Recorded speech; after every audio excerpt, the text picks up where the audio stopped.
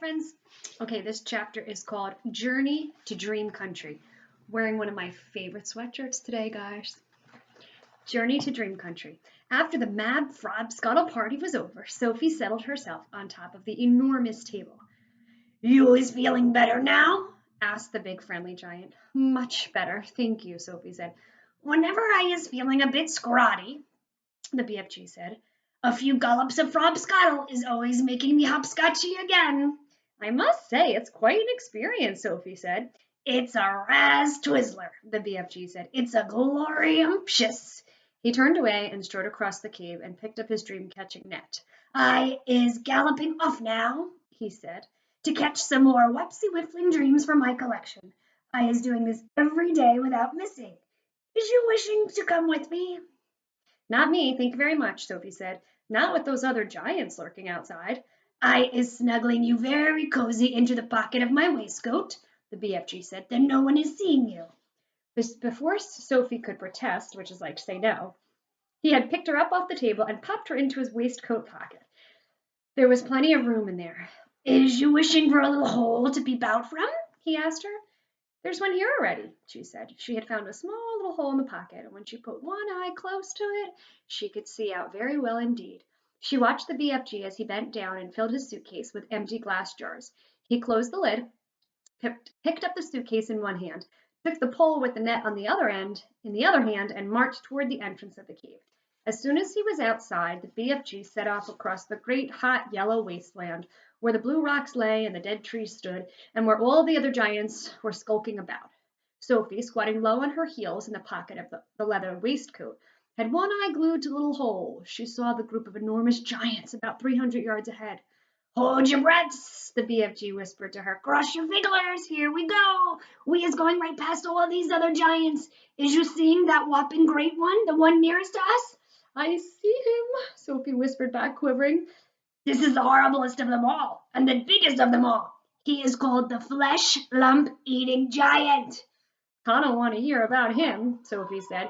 He is 54 feet high, the BFG said softly as he jogged along, and he is swallowing human beings like they is tiny sugar lumps 2 or 3 at a time. You're making me nervous, Sophie said. I is nervous myself, the BFG whispered. I always gets as jumpsy and as the jog hopper when the flesh lump eating giant is around. Keep away from him, Sophie pleaded. Not possible, the BFG answered. He is galloping easily 2 times as quickly as me. Shall we turn back? Sophie said. Turning back is worse, the BFG said.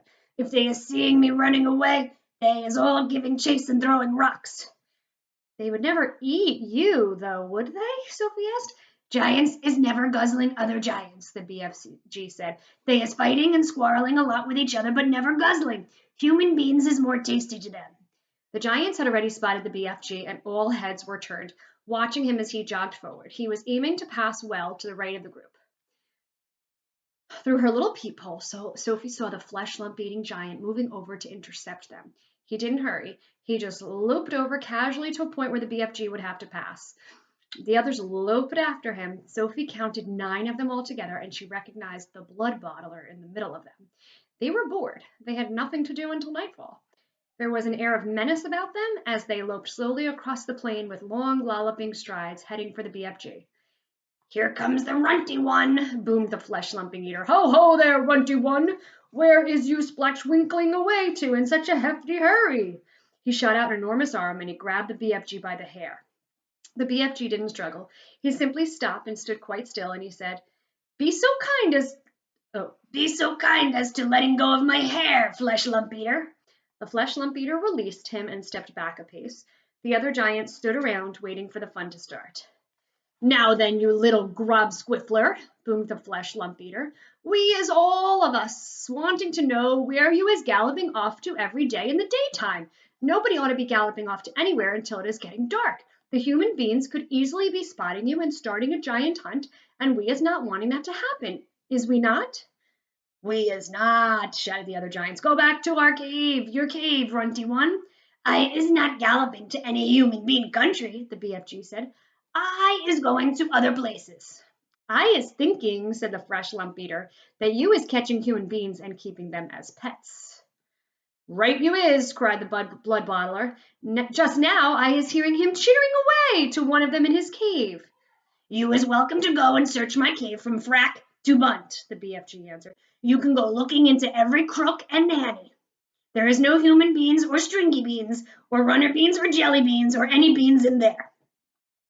Sophie crouched as still as a mouse inside the BFG's pocket.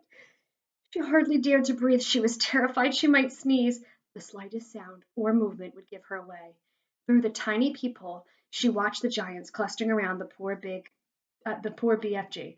How revolting they were. All of them had piggy little eyes and enormous mouths. When the flesh lump eater was speaking, she got a glimpse of his tongue. It was jet black, like a slab of black steak. Every one of them was more than twice as tall as the BFG.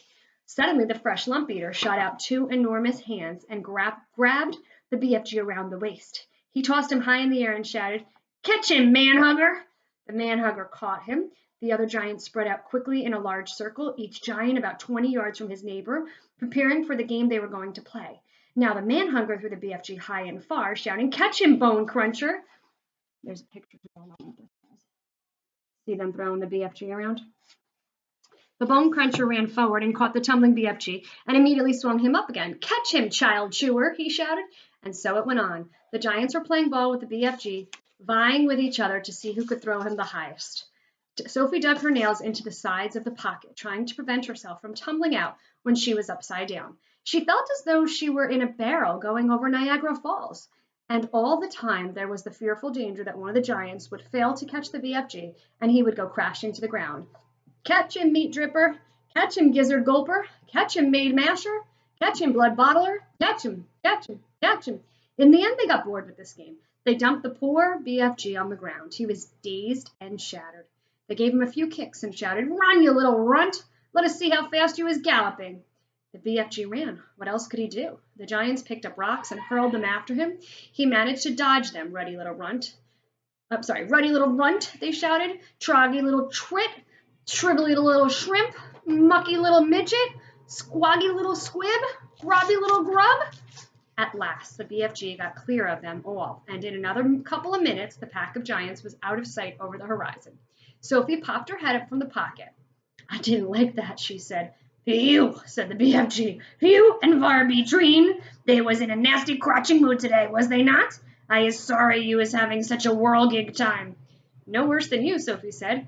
"Would they ever really hurt you?" "I isn't ever trusting them," the BFG said. "How do they actually catch the humans they eat?" Sophie asked. "They is usually just sticking an arm in through the bedroom window and snitching them from their beds," the BFG said. "Like you did to me?" "Ah, but I isn't eating you," the BFG said.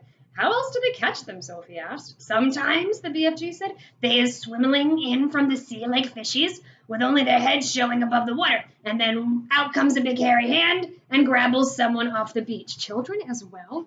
"Often chidlers," the BFG said. "Little chidlers who is building sandcastles on the beach. That is who the swimming ones are after. Little chidlers is not so tough to eat as old grandmama." So says the child-chewing giant. As they talked, the BFG was galloping fast over the land. Sophie was standing right up to his waistcoat pocket now, and holding onto the edge with both hands. Her head and shoulders were in the open, and the wind was blowing in her hair. "How else do they catch people?" she asked. "All of them is having their own special ways of catching the human being," the BFG said. "The meat-dripping giant is preferring to pretend he is a big tree growing in the park. He is standing in the park in the dusty evening. He is holding great big branches over his head. And there he is waiting until some happy families is coming to have a picnic under the spreading tree. The meat-dripping giant is watching them as they lay out their little picnic, but in the end, it is the meat dripper who is having the picnic." "It's too awful," Sophie cried. "The gizzard-gulping giant is a city lover," the BFG went on. "The gizzard-gulper is lying high up between the roofs of the houses in the big cities. He is lying there snuggy as a sniggler and watching the human beings walking on the street below. And when he sees one that looks like it has a whoopsie good flavor, he grabs it. He is simply reaching down and snitching it off the street like a monkey taking a nut. He says it's nice to be able to pick and choose what you is having for your supper. He says it's like choosing from a menu." "Don't people see him doing it?" Sophie asked. "Never is they seeing him. Do not forget, it is dusky dusk at this time. Also, the gizzard gulper has a very fast arm. His arm is going up and down quicker than Squinkers." But if all those people are disappearing every night, surely there's some sort of an outcry, Sophie said. The world is a whopping big place, the BFG said. It has 100 different countries. The giants is clever. They is careful not to be skididdling off to the same country too often. They is always switch fiddling around. Even so, Sophie said. Do not forget, the BFG said, that human beings is disappearing everywhere all the time, even without the giants is guzzling them up. Human beings is killing each other much quicker than the giants is doing it. But they don't eat each other, Sophie said. Giants isn't eating each other either, the BFG said, nor is giants killing each other. Giants is not very lovely, but they is not killing each other, nor is crocodile-dillies killing other crocodile-dillies, nor is pussycats killing pussycats. They kill mice, Sophie said.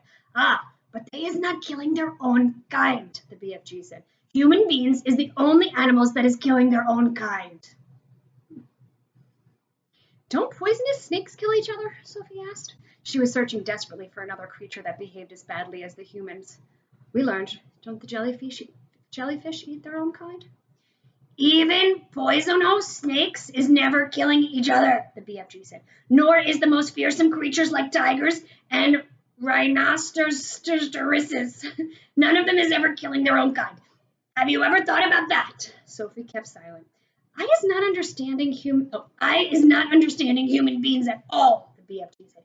You is a human being, and you is saying it is grisly and horrendous for giants to be eating human beings, right or left? Right, Sophie said. But human beings is squishing each other all the time, the BFG said. They is shooting guns and going up in airplanes to drop their bombs on each other's heads every week. Human beings is always killing other human beings. He was right. Of course he was right, and Sophie knew it. She was beginning to wonder whether humans were actually any better than the giants. Even so, she said, defending her own race, I think it's rotten that those foul giants should go off every night to eat humans. Humans have never done them any harm. That is what the little piggy wig is saying every day, the BFG said. He is saying, I has never done any harm to the human being, so why should he be eating me? Oh dear, Sophie said. The human beings is making rules to suit themselves, the BFG went on. But the rules they is making do not suit the little piggy wiggies. Am I right or left? Right, Sophie said. Giants is also making rules. Their rules is not suiting the human beings. Everybody is making his own rules to suit himself. But you don't like it that those beastly giants are eating humans every night, do you? Sophie asked. I do not, the BFG answered firmly.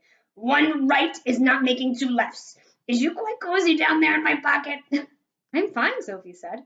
Then suddenly, once again, the BFG went into the magical top gear of his. He began hurtling forward with phenomenal leaps. His speed was unbelievable. The landscape became blurred, and again, Sophie had to duck down out of the whistling gale to save her head from being blown off her shoulders. She crouched in the pocket and listened to the wind screaming past. It came knifing in through the tiny peephole in the pocket and whooshed around her like a hurricane. But this time the BFG didn't stay in top gear long. It seemed as though he had some barrier to cross, a vast mountain perhaps, or an ocean, or a great desert.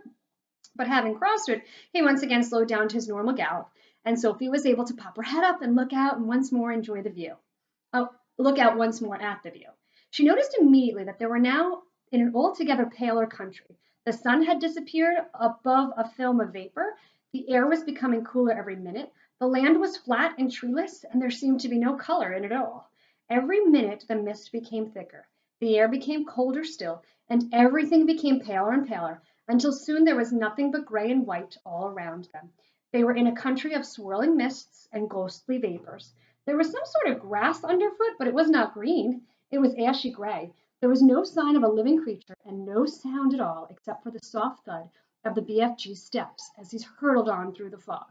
Suddenly he stopped. We is here at last, he announced. He bent down, he lifted Sophie from his pocket, and he put her on the ground. She was still in her nightie and her feet were bare. She shivered and she stared around at the swirling mists and ghostly vapors. Where are we? She asked. We is in dream country, the BFG said. This is where all dreams is beginning. Wow, that was a long chapter. Thanks for listening. The next chapter is called Dream Catching. See you next time.